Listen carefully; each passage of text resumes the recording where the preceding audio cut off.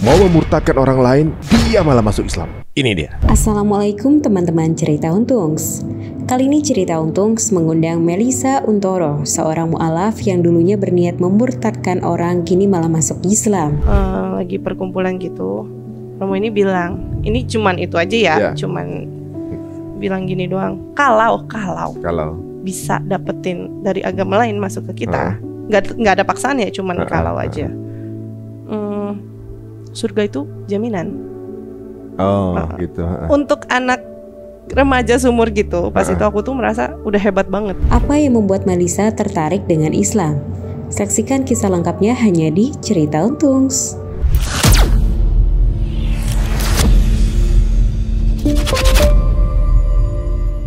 Assalamualaikum warahmatullahi wabarakatuh. Apa kabar semua teman-teman Cerita Untungs? Sehat semuanya?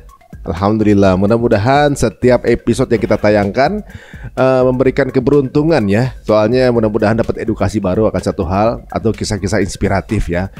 Nah, berikut ini ada kisah inspiratif yang juga unik ya. Karena seperti kita tahu dalam kehidupan itu macam-macam yang kita temukan sehari-hari. Ada seseorang yang kabarnya dulu berniat untuk memurtadkan rekannya atau kerabatnya, tapi ternyata endingnya beliau sekarang memeluk Islam. Langsung saja kita akan ketemu dengan saudari kita. Inilah dia, Melisa Untoro. Assalamualaikum. Waalaikumsalam warahmatullahi wabarakatuh. Aku panggilnya Pak Ci. Cici boleh? Cici boleh, Cici ya. Cici namanya mirip-mirip nama saya Kuncoro soalnya tengahnya. Oh gitu. Nah, Untoro di Kuncoro. Dikit-dikit ya. Oke, Mel, tinggal di mana sih? Aku tinggal di Bintaro. Melisa, kalau boleh tahu awalnya gimana sih? Kok ada ketertarikan dengan Islam itu gimana gitu? Gara-gara game online.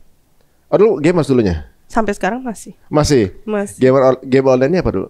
Kalau zaman dulu tuh kayaknya semua aku cobain deh. Ragnarok, Audition, Rohan, RF, Perfect World. Ya, bangsa-bangsa itulah. Segitu ya online. Ada tim apa sendiri? Ada tim sih. Ada tim ya? Memang kita main udah berteman sampai sekarang, sampai detik ini. Sekarang masih ya. No, kok jadi dari gamer kok kepengen kemudian jadi dapat hidayah, ini agak unik ya. Kalau nggak salah gue lihat juga tuh di TikTok ada ustadz yang main game online tapi Habias kaki ya. Iya benar. Sama nonton juga. Nonton juga ya. Itu unik juga tuh ya.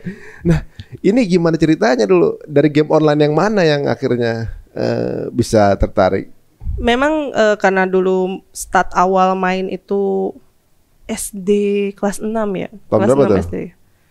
Kapan ya? Kayaknya 2003 apa 2004 2003 gitu. ya. Pokoknya lagi booming pas itu tuh Ragnarok online. Ragnarok lawas banget tuh ya. Iya, Masih udah lawas banget. Enggak lah. Ragnarok yang baru-baru mainnya. Nah, pas itu udah zaman itu mah belum belum intens banget lah. Cuman baru-baru nyobain. Cuman karena punya teman yang muslim itu cuman dalam game online. Kalau kehidupan circle-nya enggak ya? Circle enggak, karena kan sekolah alhamdulillah emang orang tua tuh ya bisa dibilang berduit lah ya gitu. Jadi sekolah juga internasional gitu kan. Jadi enggak ada, jarang lah di dalam itu yang di dalam sekolah itu walaupun global jarang ya ada yang muslim tuh jarang. Oh gitu. Tapi selama itu sebelumnya nggak pernah dengar apa itu Islam atau Muslim? Oh dengar, karena kan nonton TV juga ada azan. Iya, tetap aja. Tapi emang ada ketertarikan ke sana ya? Nggak ada. Cuman emang pas itu remaja sih, lebih tepatnya sekitar umur mau masuk kuliah, jadi 17 tahun lah ya, 17 tahun. Dan lagi getol-getolnya gereja juga, dan lagi getol-getolnya main game online juga. Jadi kerjaan aku tiap hari cuman pulang sekolah, main game, malamnya sama teman gereja, begitu lagi muter-muter gitu aja. Loh, dulu udah profesional atau emang hobi doang? Apanya main gamenya? Hobi aja. Hobi aja ya? Hobi, dan memang nggak dilarang juga sama orang tua, malah disuplai gitu. Ya mungkin karena lihat anaknya juga di rumah kan nggak kemana-mana kan. Ya lebih indah kayaknya daripada keluar kemana-mana. Makanya emang agak-agak sebagai orang Cina dulu tuh kata teman-teman aku tuh yang kuliah gagal gitu katanya. Minum kagak, keluar malam kagak, dia bilang gitu. Ngeteme di depan komputer. Ya karena memang hobi ya Mas Ari ya. Oh gitu. Nah kemudian apa yang bikin dari game itu, karena apa yang bikin kamu tertarik sama kemudian dapat hidayah itu dari mana, dari sisi mananya game gitu? Di agama sebelumnya memang kan ada perkumpulan anak remaja juga ya, Mas Ari ya. Nah, kita itu suka memuji-muji pada yang itu agama kita sebelumnya gitu kan. Terus udah gitu nanti kita suka ngadain kadang panggil seminggu sekali kita panggil romo gitu untuk ya ikut itulah gitu kan sama anak-anak gitu kan. Kadang dia kasih pencerahan sebulan sekali. Kadang enggak juga sih. Lebih seringnya sendiri gitu kan anak-anak ini kumpul. Nah, pas itu sempat lagi perkumpulan gitu. Romo ini bilang, ini cuman itu aja ya, cuman bilang gini doang. Kalau bisa dapetin dari agama lain masuk ke kita, nggak ada paksaan ya, cuman kalau aja. Surga itu jaminan. Gitu. Untuk anak remaja sumur gitu, pas itu aku tuh merasa udah hebat banget. Dalam arti kata setiap hari ke gereja, setiap hari kerjaan aku tuh kalau malam setiap hari ke gereja ada aja yang diurus. Emang ada tempat ngumpulnya situ? Emang aktif di situ atau? Akunya aktif, aktif kepemudaan kan di situ. Jadi emang suka. Di mana sih tinggalnya? Aku di Pluit, Muara Karang. Pluit ya. Terus? Gitu. Jadi suka bolak-balik aja dan kumpul sama temen sebenarnya. Cuman jadi udah merasa hebat aja gitu, udah merasa keren gitu kan. Dapat omongan kayak gitu, rasanya kan kayaknya di game online tuh banyak Islamnya yang nggak terlalu nggak terlalu dalam gitu ya. Dan pas itu ada kita satu komunitas di dalam game. Ketuanya itu kayaknya aku perhatiin gitu ya. Cuman kerjaannya kerja main game tidur, kerja main game tidur gitu kan. Nah itu aku targetin. Taunya dia kerja main game tidur gimana? Online terus? Online terus, dia lebih sering online dibanding saya gitu. 2003 itu udah game online ya? Game online udah rame? Enggak, kalau yang kejadian aku start awal mulainya 2003 mulai main. Ini tahun berapa nih? 2012. Yang diceritain sekarang? 2012 kalau nggak salah. 2012 ya? 2012. Udah mulai rame ya? Udah mulai rame banget. 2012 pokoknya kalau nggak salah. Nah itu akhirnya aku bilang, aku yang nyerang duluan, aku nyerang Islam duluan. Caranya? Nanya dong soal agama lu nggak apa-apa ya. Tapi kita tetap friend. Sambil main? Chatting, by chatting in game. Sambil main game sambil chatting. Itu game apa tuh yang bisa begitu? Rohan. Pas itu aku lagi main Rohan. Jadi memang game lama yang paling aku mainin saat itu Rohan. Karena di sana menemukan teman-teman yang PW, yang enak, yang memang kayak keluarga sendiri gitu. Dan ngomongnya juga santai gitu ya? Santai, nggak ada. Sebenarnya nggak pernah ada rules di mana sebenarnya kita tidak boleh ngomongin agama satu sama lain. Itu di-create sama si ketua ini gitu. Jadi memang tolerate banget lah di dalam situ. Dan itu pun aku ngomong sama dia itu nggak di publik, nggak di umum. Jadi ada private room yang kita bisa chatting cuma berdua gitu. Dan itu aku tanya langsung. Dan saat itu dia nggak tahu aku cewek. Enaknya kalau online itu nggak ketahuan. Identitas juga nggak. Belum ketahuan. Dulu pakai nama apa emang? Dulu Venerdi. Kenapa sih mesti ditanya di sini nama-namanya? Iya. Itu kan kayak laki banget gitu kan. Laki banget. Itu kayak orang ini orang Majalengka nih jauh nih kayaknya gitu kan. Jadi nggak ketahuan lah. Pas itu dia kiranya lelaki, terus chatting deket kan gitu ya teman gitu. Itu jawabannya apa? Nanya. Boleh nggak gini? Boleh, tapi nggak usah di publik ya. Dia bilang gitu. Oh ya udah nggak apa-apa gitu ya. Terus aku nyerang lah. Kenapa sih yang Islam tuh kayak banyak yang teroris, terus banyak yang kayak FPI. Pas itu kan aku belum ngerti ya. Jadi pas itu ormas aku sebut-sebutin deh pokoknya. Terus udah gitu aku nanya juga masalah Nabi gitu kan segala macam. Ya nggak jauh-jauh lah, yang diserang itu aja poligami gitu kan. Terus dia bisa jawab semua. Tapi dia juga nggak mau ngalah dong. Dia juga nanya balik dong sama aku. Aku nggak ada yang aku bisa jawab. Dengan aku ngerasa sangat pedenya saat itu, aku merasa sangat hebatnya gitu kan, ke gereja tiap hari apa segala. Semua yang dia tanyain ke aku itu tidak ada yang aku pelajari di agama sebelumnya. Padahal profil siapa namanya si ketua geng ini nih kelihatannya kayak bukan orang yang belajar gitu. Iya, kelihatannya bukan orang yang belajar gitu. Apa aja sih yang ditanyain gitu, yang kemudian yang dia tanyain balik yang nggak bisa jawab apa? Ya seperti dia nanya Tuhannya ada berapa gitu. Terus dia nanya juga, disuruh pakai hijab kenapa lu nggak pakai? Dia bilang gitu. Dan itu aku nggak pernah pelajarin karena nggak diajarin gitu kan. Terus ditanya juga sama dia nggak boleh makan babi, kenapa makan? Baca juga berarti dia. Iya, aku bilang gitu. Ya hal-hal kayak gitu lah. Terus dia bilang katanya. Tapi pertanyaan itu belum pernah terlintas di kepala lu. Maksudnya belum pernah. Enggak. Ada yang ngasih fakta pertanyaan itu ke lu? Enggak pernah. Karena memang dalam setahun kita belajar di dalam agama sebelumnya itu enggak pernah jauh dari pembahasan itu lagi setahun diulang itu lagi gitu. Nggak pernah ada tanya jawab tentang sesuatu yang lebih kritis gitu misalnya di dalam obrolan. Nggak pernah ya. Nggak pernah. Jadi ketika dapat pertanyaan itu responnya apa? Kalau aku nggak bisa jawab, biasa aku Alt F4.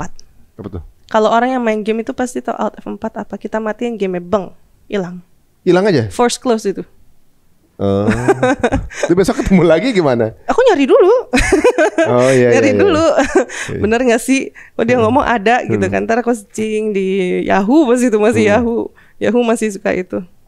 Pakai gitu kan. Searching gitu. Bener gak sih kok omongan dia ada gitu. Membuka Bible juga, di rumah kan ada pasti Bible gitu kan. Buka, aku cari gitu. Iya bener ya gitu. Ada gitu kan. Kok ini nggak pernah dibahas gitu kan, jadi muncul pertanyaan juga sebenarnya. Tapi itu semua aku keep sampai berapa kali debat itu kan sama dia jadi kayak debat ya sebenarnya, walaupun cuman ngomongnya mah diskusi gitu kan. Satu topik tuh sehari, misalkan dia nanya ini udah gitu, besoknya lagi aku malah nanya, jadi ini begini gini gitu kok. Ya emang nyatanya ada di situ kan. Kenapa lu sendiri nggak tahu? Itu kan masalah lu, jadi bukan masalah gue, dia bilang gitu. Cuman akhirnya ada kali 4 bulan 5 bulan kita begitu. Terus dia bilang gini, udahlah gue nggak mau perpanjang, gue juga nggak mau ribut sama lu, dia bilang gitu. Lu nonton aja, dia bilang Zakir Naik sama Ahmad Didat, dia bilang gitu. Ahmad Didat masih hidup betul tuh ya? Masih, beliau almarhum masih ada. Jadi pas itu aku jadi nontonin tuh, Mas Heru, untuk aku jadi nontonin terus. Dan aku makin setiap nonton otomatis kita ngecek gitu kan, ngecek bener nggak sih, iya nggak sih gitu kan. Dan akhirnya akunya juga jadi menghilang dari game. Kebetulan juga kuliah pas itu kan. Tapi lagi ngulik ya? Lagi ngulik. Jadi selama aku kuliah, aku ngulik. Sambil belajar, sambil ngulik. Ada kali 2 tahun, 3 tahun aku belajar. Kuliah di mana? Kuliah di UPH. UPH ya? Di UPH. Jadi sambil ngulik itu akhirnya mulai goyah banget. Sebenarnya ada satu debat terakhir dia tuh sama aku, diskusi lah ya. Terakhir dia itu yang ngena banget. Dan itu aku marah banget. Makanya dia bilang udah gue nggak mau ribut sama lu gitu. Dia nanya sama aku gini, kenapa lu nyembah berhala? Dia bilang, kenapa lu nyembah berhala? Kan lu nggak boleh nyembah berhala, gitu kan? Terus marah tuh aku, kenapa lu sebut salib dan patung Maria saat itu gitu kan? Kenapa disebut berhala sama lu gitu kan? Lu bisa jamin mukanya sama, dia bilang gitu. Sama yang zaman dulu lu hidup gitu kan? Terus sama, ya enggak lah, nggak bisa, itu kan cuma penggambaran apa. Terus aku lupa ayatnya apa, tapi di Bible dia kasih tahu ini ada ayat yang menyatakan bahwa nggak boleh menyembah sesuatu yang menyerupai gitu. Terus aku kayak, iya ya, ini kok berarti kan nggak mirip 100%. Iya. Kita nggak bisa tahu itu. Dan kemarin kita bahas ada model pertamanya kan. Dan itu aku kayak di situ tuh bener-bener besoknya Mas Ari. Besoknya itu di Muara Karang itu dan di daerah Pluit dan Pik dan sekitarnya, di situ tuh ada 2 gereja besar. Aku datengin dua-duanya, yang satu gereja lama, yang satu gereja baru. Aku datengin dua-duanya, aku liatin mukanya semua satu-satu, patung yang ada di dalam situ, gak ada yang sama, beda semua. Perbandingan antara patung A dan patung A sama gitu ya, A1 dan A2, mukanya kok beda. Di situ aku udah tambah goyah. Dan gak lama dari situ, kebetulan mama aku tuh ngajak aku ke ziarah ke Gua Maria yang ada di Salatiga. Gitu. Jadi aku Salatiga nyokap? Enggak, tapi kita ziarah aja gitu, maksudnya ke sana. Kan katanya patungnya bisa nangis gitu kan. Jadi kita ke sana. Dan pas aku lagi doa di sana, memang aku minta. Aku ngomong gitu kan. Kalau memang ini bukan jalan yang benar buat saya, tunjukin. Kalau ini bukan kebenaran yang sesungguhnya, tunjukin. Entah itu sign-nya apapun. Jadi saat itu mamaku selesai duluan, dia pergi ke pelataran gitu kan, banyak orang yang jualan. Mejanya kayak gini nih, paling lebih kecil lah segini. terus itu pada jualan pernak-pernik agamis ya gitu kan. Tapi yang jual orang berhijab, gitu, warga-warga sekitar.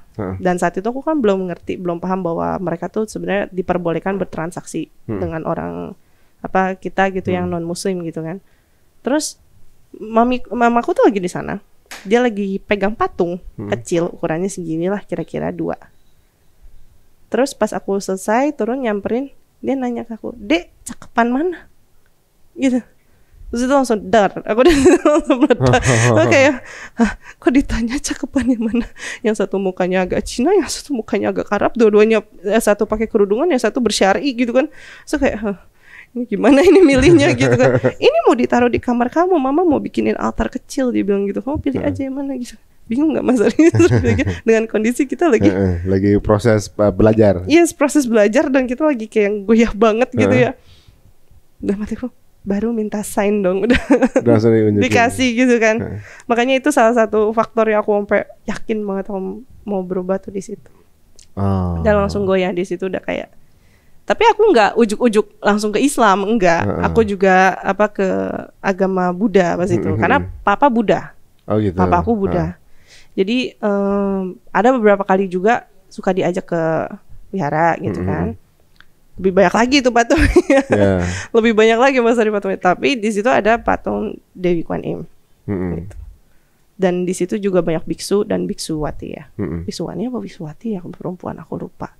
Tapi di situ aku nangkep sesuatu yang aneh. Apa tuh? Dewi Kwan Im itu kan dibilang sangat cantik. Cantik sekali, bak perempuan yang sempurna gitu. Dia berambut. Ya kan. Tapi biksuwatinya pada botak.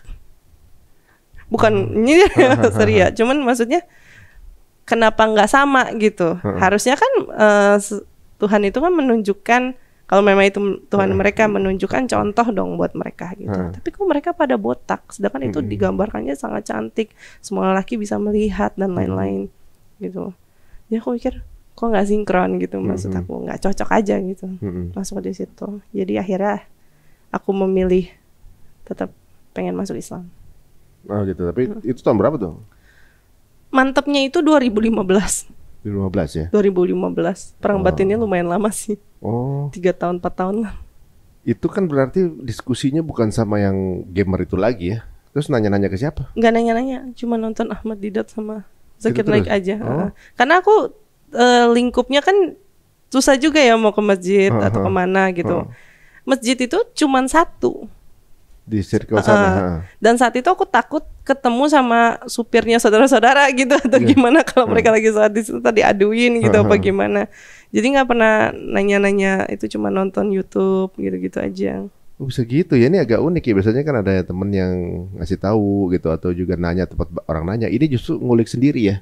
Ngulik sendiri sih. Ngulik sendiri ya? Lebih baik ngulik sendiri. Dan malah lebih banyak aku buka Bible dibanding aku buka Qurannya sendiri. Karena saat itu Quran yang aku punya itu nggak ada terjemahannya, cuman bahasa gitu doang gitu. Jadi aku cuman kayak iseng-iseng lihat di internet gitu.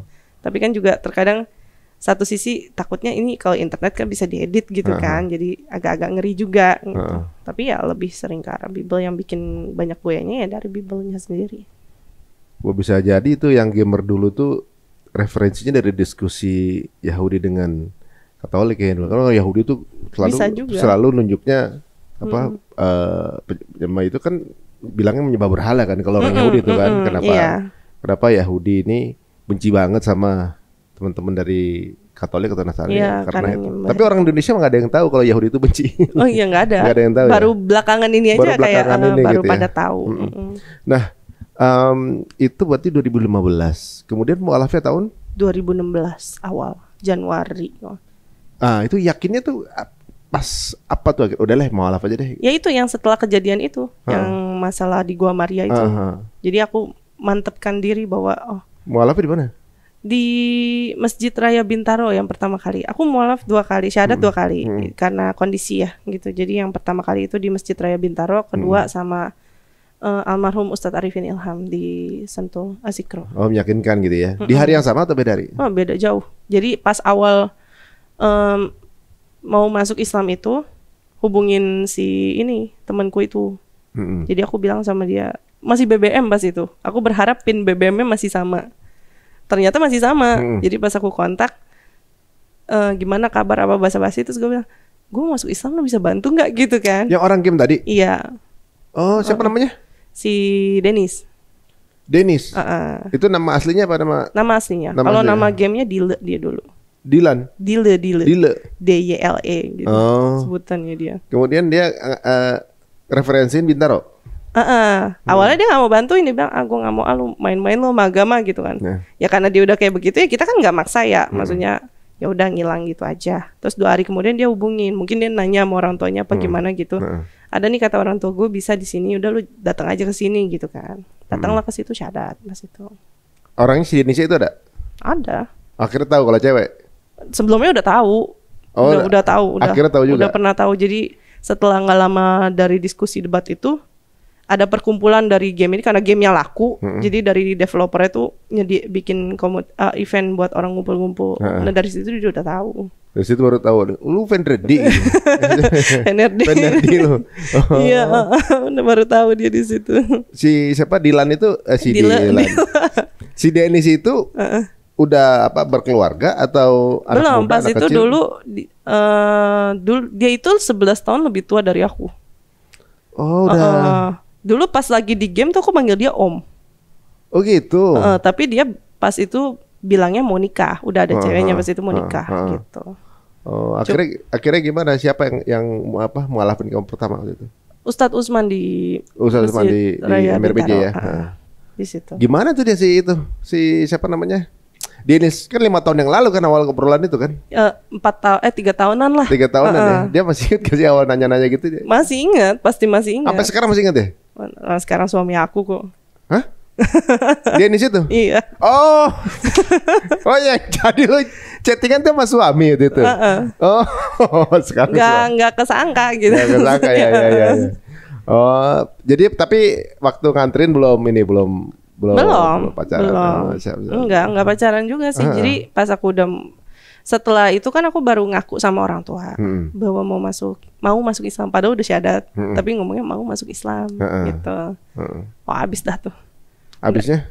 Digebukin iya, ditendang iya, dikunciin iya, disuruh tidur yang nggak boleh sendiri, harus di kamar orang tua gitu-gitu. Oh. Ya reaction yang wajar sih sebenarnya, karena sih. Satu keluarga besar baru aku doang yang mau masuk Islam. Terus tanyain kenapa sih kamu gitu? Udah dikatain kerasukan, udah dibawa ke gereja juga, udah dilemparin air macam-macam lah. Rukiahnya mereka lah kasarannya gitu, udah juga. Terus dianggap sesat gitu ya? Iya pasti dibilang kerasukan lah intinya. Dibilang kerasukan. Terus ya abis itu aku cari Kohani Kristianto gitu kan. Beliau yang bantuin aku pas itu keluar dari rumah. Memang nggak boleh keluar dari rumah waktu itu? Nggak boleh. Cuman aku alasannya pas itu kerja aja. Padahal nggak ada kerjaan. Cuman biar bisa keluar rumah aja untuk memplanning segala-gala. Pokoknya udah diajarin sama Kohani untuk di planning step by step gitu. Gimana keluar, terus apa segala. Terus dia juga yang langsung karena ngelihat orang tua aku berduit gitu ya. Dia langsung bawa aku ke Ustadz Arifin Ilham biar save-nya benar-benar safe gitu. Akhirnya syahadat lagi di zikro. Pas syahadat itu lagi zikir akbar. Itu ada kali 5.000 orang muslim di situ. Yang lihat. Yang lihat. Sengaja Kohani ngaturin kondisi di mana papa aku disuruh datang pas aku syahadat itu kalau mau ketemu sama aku. Karena aku kabur dari rumah. Oh, terus gimana? Pas disaksikan bokap? Iya, papaku tuh di mimbar sama Ustadz Arifin Ilham sama Kohani, ngeliatin aku syahadat. Pintar juga Kohani gitu ya. Iya. Jadi langsung ngeliat gitu. Hebatnya beliau ngurusin mualaf tuh begitu. Saksinya kalau sebanyak itu memang ada pengaruhnya ke dalam ini juga ya. Banyak yang nyaksiin gitu. Masa kemudian ingkar janji kan gitu. Iya. Itu kan beliau juga dengan ngelihat begitu kan udah lihat bahwa ini anakku mualaf. Itu gimana? Anggapan papa gimana tuh? Nangis sih, dia nangis sedih sebenarnya, gitu. Tapi dia udah dikerjain banget ya sama Kohani, udah disuruh wudu, dipakein peci sama Kohani bapakku. Jadi memang tujuannya dia pengen ketemu aku untuk bawa aku pulang gitu. Kohani mau mualafin bokap juga kali. Mungkin niatnya ya saat itu. Soalnya pas itu datang sama mama. Cuma mama nggak boleh masuk karena nggak mau pakai hijab, ngotot nggak mau pakai hijab. Sedangkan kan itu batas suci ya. Jadi nggak dikasih masuk lah sama orang-orang Zikro pas itu. sebenarnya sebelum nanya-nanya Islam atau segala macam gitu. Emang pendapat kamu Islam apa sih sebelum tahu Islam? Oh parah. Apa aja yang Karena aku ngalamin 98. Oh, yang kerusuhan dulu ya? Ya kerusuhan dulu aku ngalamin. Dan saat itu karena masih kecil ya, masih TKB kalau nggak salah. Aku tuh sampai naik-naik ke genteng. Karena di depan rumah demo parah kan. Dan itu tuh dari atas genteng aja aku ngeliat gitu tetangga aku dilemparin batu. Yang sipit-sipit gitu ya, dilemparin batu, udah ada yang lari-lari, ada yang apa, dan rumahku tuh juga dilemparin batu, kaca pada pecah apa semua gitu kan. Dan kita tuh dilindungin sama pegawai papa yang muslim, ada 3 orang dan mereka pasang badan di depan rumah gitu. Bahwa sini ini bukan ngebohong, bilangnya ini bukan rumah gitu, tapi keburu dilemparin tetap. Tapi kita ngumpet di atas di genteng saat itu. Tapi memang kemudian saat itu beritanya memang kemudian diarahkan ke Muslim soalnya. Karena ini kan memang kerusuhan politik ya, cuma kita belum tahu sih. Aku juga saat itu belum ngerti, belum paham bahwa itu sebenarnya cuma oknum aja. Gitu. Cuman dibikin create sama orang tua tuh, dan orang tua sebenarnya juga nggak tahu sih, mereka kemakan doktrin juga sebenarnya gitu. Ya kemudian biar nggak dekat-dekat dengan Muslim gitu ya. Gitu. Itu sepanjang itu taunya begitu. Islam tuh gambarannya adalah keras, teroris, atau pokoknya Islamofobia itulah temanya. Ada Islamofobia itu ada. Aku tuh sampai orang yang kalau dengar azan tuh aku ganti channel ya. Padahal sama semua azan semua. Azan semua kalau maghrib kan. Tuh ganti. Kenapa pas azan lagi nonton TV itu karena demen anime gitu kan, dan saat itu banyak di TV memang kan. Jam-jam segitu pula gitu kan. Jadi pasti style segitu. Ya matiin dulu, ntar nunggu berapa menit baru nyalain lagi. Aku tuh sampai yang begitu dulu. Waduh, udah gitu ketika kemudian diskusi nggak sama orang tua gitu kan, berarti kan sebenarnya pendapat orang tua pun masih sama mengenai Islam gitu ya. Yang kemudian ketika nggak bolehin meluk itu kan, karena memang pendapatnya mereka masih begitu gitu. Yes, benar. Udah pernah coba ini nggak sih di ajak dialog atau gimana gitu? Ke papa. Karena papa mungkin masih lebih kalem ya, masih bisa diajak ngomong walaupun ujung-ujungnya marah juga. Kalau ke mama tuh setiap kali aku mention pasti dia nangis. Terus dia kayak nanya, why sih Mel, why gitu. Terus jadi ya nggak enak lah ya kalau udah kayak gitu. Ke papa pernah, tapi ujung-ujungnya papa selalu bilang, udahlah agama kamu yang sekarang udah paling bener ini, dia bilang gitu. Ngomong kayak gitu. Terus kemudian ujian-ujian dalam keluarga apalagi selain kemudian keluar dari keluarga, kemudian apa aja? Kakak adik gimana? Aku cuma punya kakak perempuan 1. Terus gimana? Sama sampai sekarang juga masih nggak mau ngomong. Sampai sekarang? Sampai sekarang. Semua keluarga besar aku sampai sekarang tidak ada yang mau ngomong sama aku. Sampai sekarang? Sampai sekarang. Nggak coba pas kapan gitu, lebaran apa sowan gitu? Pernah nggak lebaran juga ya di sana? Enggak sih. Sowan enggak. Cuma pas aku punya anak aku sempet kayak yang hoping gitu ya, mungkin bisa baikan atau gimana gitu. Tapi nyatanya malah dikata-katain gitu kan. Jadi aku mikirnya gini, ya kalau mereka tidak mau pun aku tidak mau memaksa gitu. Dan toh kontak mereka juga aku masih simpen, dan sampai sekarang mungkin masih nomornya sama. Aku lihat juga masih sama. Di IG juga aku masih sering mantau, dan mereka mantau juga, aku tahu. Karena sempet pas itu ngobrol sama saudara gitu kan, dan dia juga bilang ini masih gini-gini Mel gitu kan. Lu gimana sih aneh-aneh aja lu gitu. Ya masih pada negatif lah gitu. Tapi kalau untuk keluarga inti aku, papa, mama masih belum terima sampai sekarang. Kalau teman-teman juga sempat nanyain gitu, kenapa tiba-tiba masuk Islam gitu ya? Teman-temannya kebelah. Ya pasti banyak yang enggaknya gitu. Yang oke-nya juga ada. Gitu. Ya misalnya yang enggaknya nggak ada, tapi tetap temenan ada nggak? Ada. Sampai aku bahkan dia kan sekarang tinggal di Amerika. Terus kalau lagi balik ke Jakarta kita suka ketemu. Kalau ketemu tuh lucu, dia yang berpakaiannya terbuka aurat, aku yang tertutup gitu kan. Jalannya berdua sampingan gitu di mall. Keren. Iya itu udah kayak itu banget. Diliatin orang aja makanya. Dilirik aja. Sebenarnya kalau keluarga masih belum bisa terima gitu ya, tepat apa atau mereka masih sayang gitu sebenarnya. Itu ungkapan sayang yang belum bisa terima aja sebenarnya. Sampai mungkin ada suatu saat waktunya akan bisa menerima keadaan kayak gini, tapi sayangnya bisa ketemu kan gitu. Amin. Mau ketemu cucunya gitu kali ya, gitu siapa tahu ya. Mungkin kalau nonton tayangan ini juga kemudian tahu kalau sebenarnya juga masih sayang sama bokap nyokap kan. Masih lah kita. Terus kangen apa menyokap? Kangen banget, karena dulu bestie. Oh nyokap. Ke mall hampir berdua setiap saat gitu kan. Terus ya apa, nyokap juga kalau curhat sama aku gitu. Jadi ketika dapat kabar itu pertama kali ketahuan ngapain? Nggak ketahuan, aku yang ngomong. Ngaku. Aku bilang aku mau masuk Islam. Momennya lagi gimana pas ngaku? Pagi-pagi. Jadi Pagi-pagi. malamnya tuh udah kalut dah aku dah. Mau ngomong gimana gitu? Mau ngomong apa ya? Gitu. Pagi-pagi lagi sebelum aku berangkat aktivitas sehari-hari gitu kan, aku bilang sama mama, aku mau masuk Islam. Lagi sarapan gitu apa gimana? Enggak sih, dia lagi duduk aja di ruang depan gitu, mau samperin. Ma, aku mau ngomong dong, aku bilang gitu. Aku bilang aku mau masuk Islam gitu. Kaget. Langsung dah tuh nangis. Ya pasti sih itu sih Iya, udah aku expected gitu sebenarnya. Iya pasti mah. Tapi ya beliau yang paling kecewa banget sampai sekarang tuh beliau. Itu tahun 2016 itu. 2016 Januari. Terus kalau bokap dikasih tahu nyokap. Dikasih tahu nyokap. Terus di sidang gitu kan?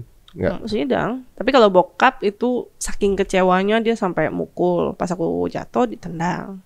Ya Mas Ari, aku kalau nengok ke kiri nih, sampai sekarang nih aku ada garis nih warna-warni. Gini, karena aku ketendang di sini. Mau bokap. Ya tapi kadang-kadang ya mungkin karena saking kecewa ya. Saking kecewa. Itu pelampiasan sebenarnya cinta sih sebenarnya. Cinta karena saking sayangnya. Kecewa banget cuma saat itu ya. Cuma nggak tahu mau ngapain gitu ya. Kita ambil sisi baiknya itu, aja. Kalau kasus-kasus mualaf yang lebih parah dari aku banyak. Dan rata-rata itu karena semua manusianya saling sayang. Iya justru. Ya kalau marah sebenarnya karena sayang ya. Ya karena sayang. Kalau nggak sayang ngapain repot-repot buang emosi gitu kan. Tapi di beberapa kasus ada yang akhirnya bisa berdamai dengan keadaan kayak gitu ya. Kemudian bisa hidup bersama walaupun beda gitu kan. Itu banyak kok contohnya. Banyak. Nggak entah gimana caranya kemudian orang tua lihat ini, mudah-mudahan akan jadi sesuatu yang apa namanya? Ya mungkin ada ruang diskusi kali ya suatu saat. Amin. Ya. Insyaallah. Terus kemudian hidup dari ketika keluar sama Kohani kemana? Ke UIN, aku ngekos di UIN sini ya? UIN Ciputat ya. Berarti kan dulu kerjaan dulu ya, kerjaan zaman dulu tuh keluar dong. Aku nggak work, aku bisnis. Jadi aku it's gitu, solely maksudnya, my own gitu. Ngapain itu biasanya? Dulu aku bikin boneka. Oh, jadi maksudnya bisa fleksibel gitu ya? Fleksibel banget. Nah, berarti kan kehidupannya beda banget. Beda sekali. Dari Pluit ke UIN gitu kan? Ke UIN. Circle pun beda, kehidupan beda. Itu gimana adjustmentnya, susah nggak? Lumayan. Yang dulunya nggak karena aku saat mualaf itu yang kedua kali, enggak yang kedua kali juga sih, setelah aku keluar rumah pokoknya, aku sudah memutuskan untuk langsung syar'i, nggak mau setengah-setengah. Yang kedua itu berarti berapa bulan setelahnya? Enggak, dari yang pertama, kan aku kabur dulu tuh sebelum syahadat lagi. Nah pas aku kabur itu hari itu juga aku free, nggak di rumah, aku langsung memutuskan untuk syar'i. Wah tuh guys. Berarti nggak lama setelah mualaf langsung berhijab dan syar'i pula gitu ya? Syar'i nggak setengah-setengah. Nah, teman-teman banyak yang udah dari lahir muslim, banyak yang belum berhijab, kita doain cepet ya. Amin. Ya kadang-kadang itu sebuah proses ya, yang proses kemudian karena mencari kemudian menemukan apa namanya rahmannya itu di mana gitu, kemudian langsung berhijab. Terus kemudian berapa lama setelah itu nikah? Dari abis ke Darut Tauhid kayaknya sebulan setengah. Itu kan berarti kan tanpa orang tua. Tanpa orang tua gitu. Kemudian apa di lingkungan itu juga belum ada temen apa siapa segala macam tuh. Belum ada. Terus akhirnya bisa ketemu jodohnya gimana? Dulu kan setelah aku syahadat di Ustadz Arifin itu, karena memang banyak banget orang, suddenly viral. Dulu masih zamannya Facebook viral ya. Ya apalagi di zaman itu mualaf itu kan sesuatu yang apa namanya? Wah banget kayaknya gitu. Berarti keluarga juga denger dong kisahnya waktu zaman itu. Denger. Makanya keluarga marah karena saat itu berita yang keluar itu nggak melalui interview ke aku dulu, langsung di-create begitu aja. Itu banyak banget yang sampai bilang katanya papa juga ikut syahadat di Ustadz Arifin. Wah itu keluarga marah sekali. Karena anggapan mereka kan kayak bikin nama papa jelek gitu kan. Oh papa nggak syahadat kok apa, kamu kenapa ngomong kayak gitu? Dalam hati aku, bukan aku. Di interview juga karena mungkin dilihatnya di panggung juga gitu ya. Jadi mereka pada create sendiri saat itu, dan saat itu kan belum ada filter buat yang apa sih bikin create story begitu. Jadi ya saat itu ya udah aku yang bikin salah satu faktor orang tua tambah jauh tuh itu karena aku dikira ngebohong, ngarang cerita di situ. Padahal interview juga enggak, totonya up gitu aja gitu kan. Dan saat itu pas aku nggak tahu gimana itu ceritanya, aku bocor ada di Darut Tauhid. Nggak tahu deh itu siapa yang bocorin atau bagaimana. Banyak yang datang, ada beberapa 3-4 orang datang minta ta'aruf gitu kan. Dan saat itu kan emang karena aku baru belajar fikih, pas itu baru belajar ikro dasar juga, kan kaget juga gitu kan nih, sampai ada yang ngajakin aku jadi istri kedua, dan dia bawa istrinya, istri pertamanya. itu sesuatu yang wah saat itu. Wah lagi. Baru mu'alaf langsung diajak nikah jadi istri kedua gitu lagi ya. Padahal aku nggak anti, karena sebelumnya juga aku udah mempelajari dan memahami bahwa poligami itu ada gitu di dalam Islam tuh ada gitu. Ada bab khusus lah. Ada bab khusus lah gitu, dan itu kan sunnah pula gitu kan. Dan aku pikirnya saat itu kalau aku bisa jadi istri pertama orang, kenapa harus jadi istri kedua gitu kan. Dan ada 3 orang yang lamar. 3-4 lebih lah, dan di Facebook tuh banyak banget yang gede. Banyak sekali, rata-rata sama begitu juga. Ya dulu ya badanku tidak seperti ini gitu kan. Jadi banyak banget pas itu, dan sampai Kohani pun dibom sama orang sama gitu. Jadi akhirnya Kohani juga bilang gini, lu mualaf, lu sendirian, lu perempuan, dia bilang gitu. Gimana juga lu butuh imam, dia bilang udah nikah aja, dia bilang gitu. Dan dia bilang ntar dijarinya oke gitu kan. Terus selama aku di Darut Tauhid itu kan enak tuh, secara finansial tuh enak banget. Tau-tau Kohani ngirimin gitu kan. Terus mikir uang jajan ada gitu. Makanya di Darut Tauhid juga nggak mahal gitu kan. Enak banget itu situ gitu. Gak kekurangan lah. Ya. Alhamdulillah. Darut Tauhid mana ini? Di Bandung. Oh di Bandung. Yang tempat Agim. Tempat Ko Denis juga berarti. Gak ketemu dong. Denis Slim? Enggak, kayaknya gak ketemu pas itu. Gak ketemu ya? Gak ketemu. Nah, terus pas itu aku maksudnya Kohani tuh rutin ngasih uang gitu kan. Ngasih uang. Seminggu ada kali sejuta gitu. So nggak kepikiran itu dari mana juga enggak. Totonya pas udah dibilangin sama Kohani, ini ada nih orang satu gitu katanya. Dia bilang dia kenal sama lu. Dia bilang gitu. Si Denis itu. Ternyata dia udah dites sama Kohani, entah gimana cara itu. Ternyata yang ngasih duit sejuta itu dari si Denis. Oh gitu. Ya jodoh ya. Ya jadi tadi ternyata justru orang yang pertama kali diajak dialog inilah yang kemudian ngelamar lo gitu. Ya kalau si suamiku bilang sama aku gini ya, mungkin itu cara Allah bilang lu tanggung jawab lu udah dialogin anak gitu. Nah, ketika waktu itu pas ditemuin gimana? Gak ditemuin gimana, cuman si Kohani bilang ini ada satu nih yang bilang dia kenal sama lu gitu kan. Dan gue kaget kan, karena pas itu setahu gue dia udah mau nikah gitu kan, terakhir tuh. Oh gitu, terus ya dia cerita lah kenapa dia nggak jadi apa segala, terus dia bilang katanya ya dia coba sama gue gitu kan. Karena gini loh, Mas Ari nggak kepikiran juga gitu, karena dia 11 tahun lebih tua kan. Dan juga kehidupannya lagi udah beda kan. Iya. Dia di Bintaro, di Bandung gitu kan. Iya, terus kan ternyata ya dia kontak Kohani. Kenapa dia nggak ngontak langsung? Karena aku ganti kan. Udah WA pas itu udah pakai WA. Oh, oke. Itu lagi nggak main game lagi tuh waktu itu? Lagi enggak lah, lagi kayak begitu mau main game apa Mas Ari? Ya kan laptop nggak ada, apa nggak ada kan, semua harta benda itu aku nggak ada yang aku bawa. Cuman pakaian aja. Waktu keluar dari rumah itu? Kan pakaian juga kasarannya aku nggak bisa pakai. Karena kan aku langsung pengen syari. Dengan pakaian aku sebelumnya bisa dibilang ya sangat tidak pantas gitu loh. Nah ini ada yang kelengkap tadi nih. Bagaimana sih proses kamu keluar dari rumah? Jadi aku berplanning sama Kohani pas itu. Jadi dia bilang kayaknya kalau ngelihat dari orang tua lu agak sulit nih kalau kita cuman dialog gitu doang terus lu dilepas jadi Islam gitu kan. Jadi dia bilang katanya kan, dan aku memang mengenal orang tua aku sendiri pasti ya gitu. Jadi aku berplanning saat itu better aku keluar rumah. Karena nggak mungkin aku di rumah Mas Ari. Babi everyday gitu loh.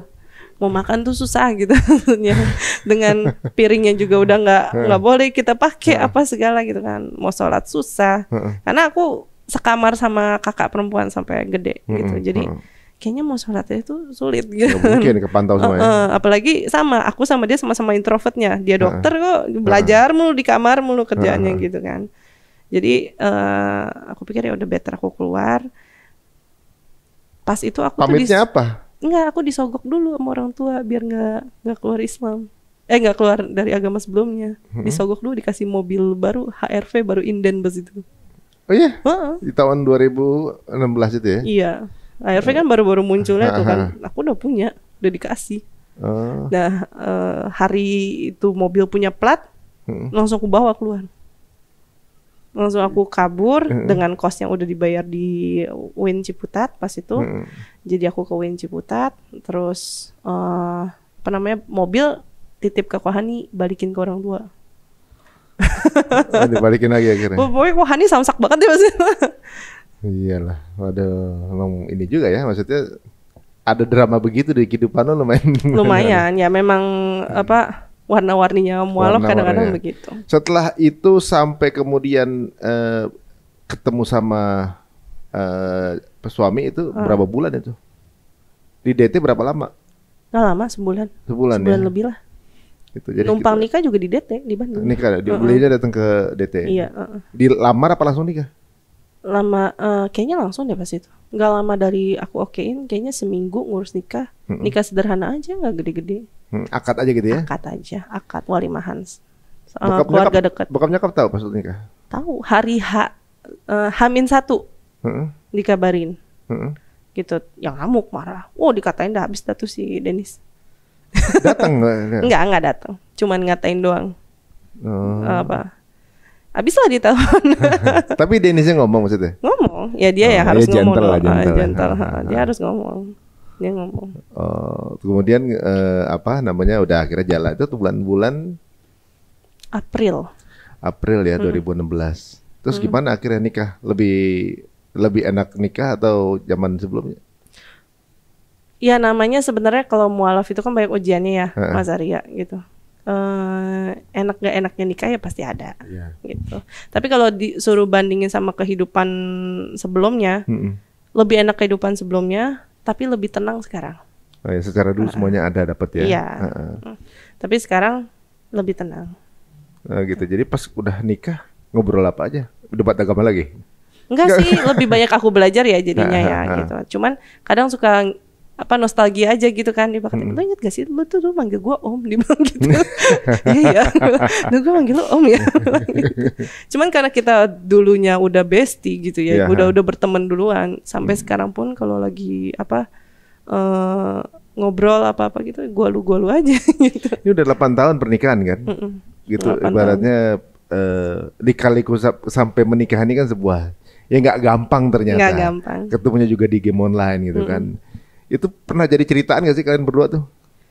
Kita mah populer banget di dunia game kita. Oh. udah kalau orang bilang istilahnya kayak couple goal gitu. Jadi kalau sekarang pas sudah nikah akhirnya bisa game berdua. Game berdua. Sampai sekarang kita masih sering game berdua ya. Kalau anak-anak tidur tuh kita pasti nyempetin nge-game sejam gitu bareng. Ini berdua anak berapa? Anak 3. Anak ada 3? Alhamdulillah 3. Kalian di rumah ngobrol terus main game kapan punya anak ya? Hah? Sorry. Ya bingung ditanya gitu ya. Aduh, sekarang setelah menjadi seorang muslimah gitu ya, apa yang berubah dari pandangan hidup? Banyak sih. Pertama, gak bisa seseenak dulu. Karena aku dulu sebenarnya orangnya lumayan frontal dalam segi bahasa dan lain-lain juga frontal bebas banget, aja. Bebas banget lah. Apalagi gamer ya gitu kan, lebih parah lagi lah bahasanya. Cuman kan sekarang kita jaga-jaga gitu kan, dan ngomong juga lebih apik dikit. Dijaga gitu ya. Dijaga lisannya gitu. Terus ya menjadi seorang istri muslimah juga kan gak gampang. Gampang-gampang, susah lah. Apalagi anak, alhamdulillah cowok 3. Gitu. Jadi harus jaga banget gitu. Iya, benar. Sempet shock culture gak sih? Banget. Jadi ada beberapa culture yang kalau orang Cina nggak boleh, dia kan Sunda keluarganya lakukan. Kayak misalkan bakul nasi gitu kan, kalau orang Cina kan nggak boleh tuh ditusuk sendok lah, ditusuk sumpit gak apa boleh. gitu, nggak boleh. Misalnya nih saya bakul nasi ya. Bakul nasi. Terus centongnya dimasukin gitu. Nggak boleh. Nggak boleh. Itu pertanda kita kasih makan orang mati. Gitu. Kenapa? Apanya? Ya, jadi kalau orang yang sudah meninggal, ya, budaya orang Cina ya ini, orang yang sudah meninggal, terus kadang kan kita ada pasti kayak pai-pai gitu, sembahan-sembahan gitu. Tuh kadang kita kasih dia makanan favorit almarhum gitu. Misalkan dia suka nasi dengan ayam atau ikan gitu. Ikannya bentuknya kue, cuma kita masak asam manis. Gitu. Ntar kita sajiin gitu dengan nasi gitu. Nah, nasinya itu kita colok pakai entah sendok ataupun sumpit. Biasa sumpit sih, rata-rata sumpit gitu. Dan kita saat nggak boleh makan itu kayak sekitar 10 menit sampai 15 menit, dan selama 15 menit itu kita ngedoain dia menggunakan dupa. Dupanya itu juga nanti dicolok ke apa sih namanya, kayak abu gitu, kita colokin. Kan mirip-mirip ya, nasi daun itu dicolokin gitu. Dan 2 juga sama, kadang 2 kadang 3. Nanti setelah 15 menit atau berapa baru itu boleh disingkirin, nggak dibuang, kita makan. Dan katanya sih ya, saya sih belum pernah makan, cuman katanya hambar jadinya. Kayak kesannya dia udah makan gitu. Oh, ngasih 15 menit itu untuk ngasih itu makan dulu maksudnya? Iya, dia makan gitu. Tapi jadi dia datang terus dia makan gitu loh. Jadi udah jumlahnya udah berkurang gitu tiba-tiba apa gimana? Enggak berkurang, cuman rasanya hambar aja katanya. Walaupun kita masak asam manis nih, pas kita makan katanya tawar. Jadi yang dimakan sama dia lah udah rohnya itu, rohnya dia. Rasanya aja. Rasanya. Kepercayaannya seperti itu. Tapi aku belum pernah sih makan bekas yang itu sesembahannya itu, aku belum pernah. Biasanya yang makan itu entah anak dari orang tersebut atau istrinya gitu. Harus dimakan atau enggak? Enggak apa-apa enggak dimakan? Enggak apa-apa juga. Enggak apa-apa sih sebenarnya. Cuman kan ya mubazir aja ya sebenarnya kalau kita buang gitu kan. Kalau misalnya makan mie ayam gitu pakai sumpit taruh gitu, sama juga? Nggak boleh. Oh, nggak boleh juga itu ya? mengindikasikan kayak dupa dicolok gitu loh, itu buat orang meninggal. Sering dimarahin kalau gua juga. Makanya sering banget, makanya gua paling gitu sering. Oh gitu, banyak hal yang kita belum tahu ya. Iya, lucu aja gitu. Aku dulu kan aku suka ngeliatin gitu kan, takut gitu kan, terus nggak makan nasi gitu, terus dicolok gitu. Apa urusannya dia gitu, makan disendokin gitu kan. Aku suka mikir, dia bilang, aku nanya gitu kan, emang orang Sunda tuh kalau makan gitu kan centongnya tak gitu kan? Ya kan, ntar kalau orang mau ngambil nasi nggak ada centongnya gimana, dia bang gitu. Bukan, itu kan kasih makan orang mati gitu kan. Ya ampun ya anak gitu. Kayaknya budaya-budaya sebelumnya masih ada ke bawah gitu. Ke bawah ya. Transisi juga sih Mas Ari gitu. Jadi kita pelan-pelan gitu. Ada nggak yang yang jadi kaget setelah masuk jadi seorang muslimah, jadi ternyata Islam begini hal yang apa namanya? Banyak aturannya. Emang banyak. Yang paling berat di adjust waktu itu? Dulu sih sholat subuh. Karena bangun pagi banget. Terus kalau sampai sekarang yang masih suka lupa tuh, kalau masuk kamar mandi nggak boleh kaki kiri. Jadi masih suka Gak usah. Banyak juga muslim yang masih kaki kanan juga. Gitu. Jadi suka kadang kalau sama suami kaki kiri gitu. Dibilangin berkali-kali, udah bertahun-tahun juga dibilang masih aja. Sama pas lagi mulai belajar juga, masuk kamar mandi kaki kiri, keluar juga kaki kiri gua. Jadi di dalamnya suka kaki kanan kan gitu. Banyak kok. Jadi maksudnya hal-hal itu sebenarnya hal kecil sih sebenarnya. Bukan yang krusial sih gitu, tapi lebih baiknya aja. Awal-awal juga minum begini. Masih sering banget aku. Karena kebiasaan kan. Gitu. Masih sering banget tangan kiri yang naik. Itu sering banget itu. Tapi sekarang ini sering nggak ketemu, kan udah punya komunitas mualaf ya, gitu. Terus kemudian suka dengar cerita yang lain kayak gimana gitu, kayak apa, kayak ada teman senasib apa gitu? Yang lebih parah banyak. Bahkan kayaknya kalau ngedengerin mereka kayak kasus aku tuh nothing gitu. Sorry. Suka ya alhamdulillah, tetap jadi apa ya, kita tetap belajar jadi bersyukur gitu.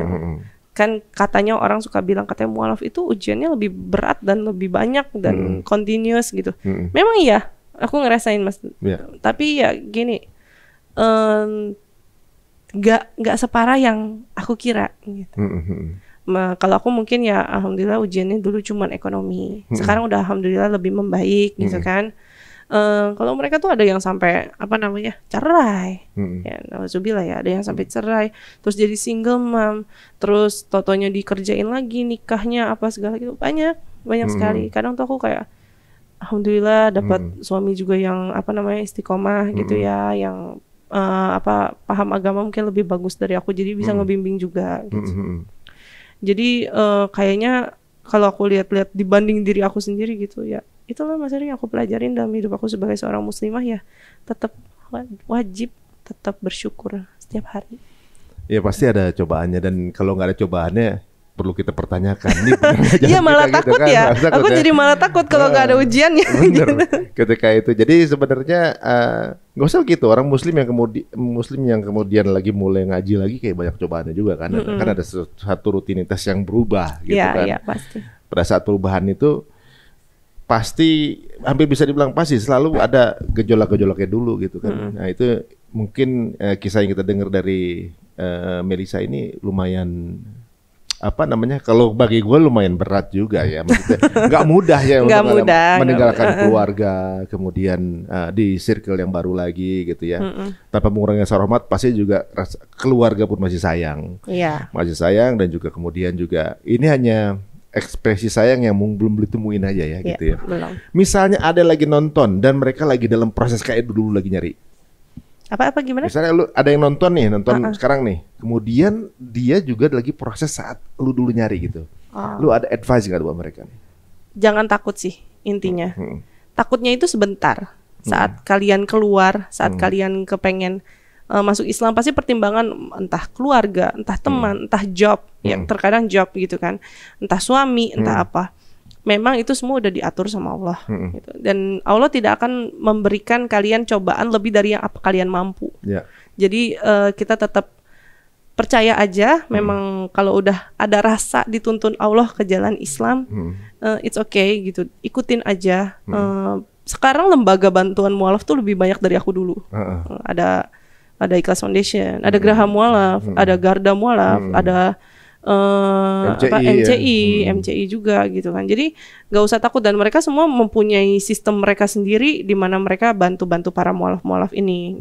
Jadi, kalian bisa menghubungi mereka langsung dan insya Allah pasti dibantu semuanya. Ya, dan kompaknya itu boleh juga kalau berbeda-beda komunitas ya. Mereka kayak waktu itu kan ada siapa gitu ya, salah satu apa namanya, siapa temennya Andi dulu, Wendy Lofu ya, apa yang satunya lagi tuh, ada telepon kan, ada yang mau mualaf nih gitu, lagi nggak bisa waktu itu, telepon Kohani gitu. Tapi maksudnya walaupun beda komunitas, lempar-lemparan, gue nggak bisa, sama situ dulu deh, gitu misalnya. Maksudnya mereka nggak mentingin harus di gue gitu. Enggak. Yang penting syahadat secepatnya. Nah kalau apa namanya di komunitasnya aku, Cici apa namanya? Geraha Mualaf. Kamu ikut Kodondi? Kodonditan. Oh, makanya kemarin WhatsApp itu kan karena barang Kodonditan. Aku manajernya Kodondi. Allahu Akbar. Guys, ini dia manajer Kodonditan ini. Aku sering di sini ya. Ini manajernya beliau. Pantesan aja, jadi ilmunya banyak dari Donditan nih ya. Kitabnya aja banyak gitu ya. Nah, nanya apa jadi lupa. Kalau jumlah anggota apa yang di komunitasnya ada berapa orang? Mualaf maksudnya?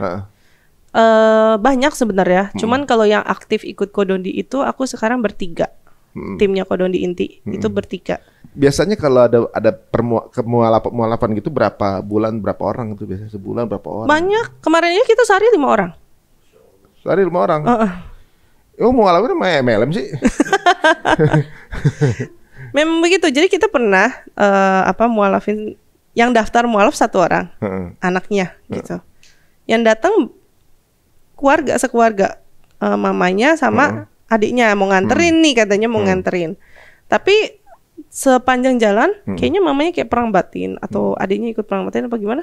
Ujung-ujungnya pas sampai di tempat Kodondi dia bilang katanya mau ikutan mualaf aja udah. Sekeluarga bertiga. Gitu. Boleh juga nih Kodondi. Kayak gitu banyak. Dan sekarang kalau Kodondi itu kan misinya banyak ya, dia nggak cuman ngurusin orang yang mau mualaf aja, gitu. Yang murtad juga diurusin sama dia. Dan uniknya memang justru yang mau lagi pengen belajar orang mau mualaf, jadi mereka yang lagi mau mulai belajar, yang mau mulai ngulik, mau cari tahu berbagai pertanyaan, kebanyakan malah mualaf ya. Kebanyakan rata-rata. Karena memang mencari tahu gitu. Di waktu di keyakinan sebelumnya memang nggak boleh cari tahu atau gimana? Gak disarankan sih sebenarnya, nggak disarankan, nggak boleh juga enggak. Cuman mereka bilangnya gini, nggak usah lah, ntar kalau nanya ustadz ntar malah jadi masuk Islam gitu katanya. Enggak, maksudnya kalau misalnya ada pertanyaan di keyakinannya, kemudian nanya sama guru yang di sana gitu. Boleh. Boleh gitu. Boleh, cuman rata-rata nggak bisa jawab aja sama. Karena mereka belajar juga hal-hal yang itu lagi. Oh gitu. Di gereja ya belajarnya setahun itu itu lagi. Udah ada kurikulumnya yang diulang kayak di sekolah setahun gitu. Oh gitu. Soalnya ada temen yang begitu nanya gitu, kemudian nggak boleh nanya gitu maksudnya. Karena nggak bisa jawab. Kalau dia bisa jawab pasti dikasih tahu. Gitu. Percaya aja katanya gitu, nggak usah ditanya. Iya. Aku juga sama pas itu. Aku nanya, dia mereka nggak bisa jawab. Ujung-ujungnya, kamu cukup meyakini imanmu aja yang udah ada dari kecil. Udah gitu aja jawabannya. Ya itu yang justru bikin penasaran kadang-kadang. Iya, kenapa gitu. Nah sekarang nih kesempatan terakhir nih, apa sih keinginan kamu sama orang tua? Pengennya ya baik lagi ya, pasti ya Mas Ari. Semua orang pengen baik lagi sama orang tuanya. Tapi kalau bener-bener kepengennya seperti apa, kalau bisa sih dia masuk Islam. Oh gitu. Kepengennya ya. Apalagi gitu. dulu bestian ya. Iya. Apa sih yang dikangenin sama orang tua dulu, sama nyokap dulu? Iya, masa-masa curhat, masa-masa shopping bareng di mall gitu ya, suka nemenin. Masa-masa nyokap sering ngehujat, masih sering namanya nyokap ya deket gitu kan, sering aja ngehujat gitu. Oh gitu, tapi maksudnya kangenin juga gitu ya? Bercanda sebenarnya, ada bercanda gitu. Kalau sama bokap, yang dikangenin? Kalau bokap kangennya karena beliau sosok pelindung. Gitu. Jadi memang kita nggak dekat, tapi beliau itu suka kalau aku ada problem apa gitu, dia maju pertama kali. Itu udah pasti. Dari dulu, dari zaman di sekolah juga. Ya maksudnya he's just being a dad gitu ya, ibaratnya. A good dad. Kelihatan kayak cuek padahal nggak cuek gitu ya. Kadang-kadang laki-laki nggak bisa ngekspresiin itu kan gitu. Tapi kalau dibutuhin maju dia gitu kan. Maju. Walaupun mungkin sekarang nggak ketemu atau juga jarang ketemu atau mungkin berbeda keyakinan, tapi misalnya ada sesuatu pun yang terjadi sama sama Cici ya, pada saat kemudian ngubungin karena bisa bantu nggak misalnya gitu, pasti mereka juga akan tetap gitu. Begitupun sebaliknya. Begitupun sebaliknya, misalnya dari keluarga ada yang tolong bantuin dong gitu, pasti akan datang juga kan. Pasti. Iya, ini cuma hanya mungkin belum sempat duduk bareng dan bicara dari hati ke hati, mudah-mudahan walaupun berbeda keyakinan akan terjalin nanti ya cintanya. Amin ya rabbal alamin. Waduh, terima kasih banget nih Ci, ceritanya Ci. Ibaratnya kayak sesuatu yang justru memberikan inspirasi dan hikmah untuk mereka yang muslim bahkan sebenarnya, karena jadi tambah sadar kalau ternyata cobaan kita tuh nggak ada apa-apanya guys gitu. Bahkan Cici ini Melani ini Melisa Melani sama Melisa keseliru. Melisa ini berarti untuk sampai meluk akidah ini butuh dengan harus melewati momen-momen itu gitu. Kita yang ibaratnya udah dimudahkan, kadang-kadang nggak terlalu nganggap ini sebuah hadiah gitu. Nah inilah dia, mungkin jadi mudah-mudahan jadi inspirasi teman-teman semuanya. Amin. Jika ini dirasa bisa untuk mengajak teman-teman yang lainnya atau juga menginspirasi, monggo silahkan di-share banyak-banyaknya link ini. Dan kayaknya seru juga ya kalau kita ngobrol lagi gitu dengan beberapa teman-teman yang kemudian baru meluk akidah, karena justru akan secara pribadi itu menambah semangat lagi. Iya betul. Begini aja tetap walaupun yang dipertaruhkan besar, tetap akhirnya memilih memeluk akidah yang yang indah ini. Kok kita yang udah di sini gini-gini aja gitu ya. Makasih Melisa. Iya sama-sama Mas Ari. Kalau orang mau follow gimana? Ada IG aku Melisa Untoro. Kalau sebenarnya aku ada YouTube, cuman lagi vakum gitu kan. Aku lagi fokus ke bantu Kodondi dulu gitu. Nah, kalau IG follow IG aja. Misalnya kan ada yang nontonnya kemudian tertarik tapi kepengen curhat dulu, biasanya kan pengen DM. Nah, bisa ke Melisa Untoro bisa itu. IG aku aja. Langsung aja Melisa.Ontoro. Oh gitu. Siap. Kalau suami? Dia nggak mau nggak main. Dia nggak mau disebut sebenarnya. Oh iya. Ada sih dia ada. aku juga pasti ntar ketahuan. Cuman dia orangnya suka nggak mau disebut. Nggak, takutnya ada orang juga mau curhat gitu, pengen masuk Islam juga sama dia gitu. Banyak dia yang panik. Orangnya agak nggak taunya orang juga kepengen curhat. Gue mana suami lu? Gue pengen masuk Islam juga deh. Udah lo nggak usah masuk Islam deh suami gue. Enggak. Kalau dia sebenarnya kalau ada orang yang pasti mau masuk Islam juga pasti dia prioritas. Gitu. Dan dia pun nggak pernah menyangka kalau ternyata yang ngajak ngobrol dia tuh calon istrinya kan nggak namanya jodoh ya. Gitu. Sebenarnya Mas Ari udah pernah ketemu sama dia? Pernah. Udah di acara sunat masal yang Riko itu di kajian musyawarah. Iya? Iya. Yang mana yang disunat itu? Enggak ada disunat. Masa 2 kali? Cuman joknya begitu sama Mas Ari. Oh ya? Nggak jauh dari situ. Gue ngomong gitu juga. Oh gitu. Oh, perlu kita lihat lagi nih videonya. Oh, berarti udah circle situ juga ya, Bintaro juga ya. Ya kadang suka diajak. Kalau lagi diajak sama Kak Dini aku ikut gitu. Kalau enggak ya enggak. Oh gitu. Kita doakan mudah-mudahan langgeng hubungan mereka dan istiqomah ya. Amin. Ya Rabbal. Terima kasih nih Melisa. Iya sama-sama Mas Ari. Aku juga makasih banget udah diundang sini. Thank you tim. Ya, terima kasih juga untuk Kodondi ya. Kodondi. Besok kita repotin lagi nggak apa-apa ya Kodondinya. Nggak apa-apa ya. Nggak apa-apa. Oke kalau gitu guys, terima kasih semua, sampai ketemu lagi di episode berikutnya. Assalamualaikum warahmatullahi wabarakatuh.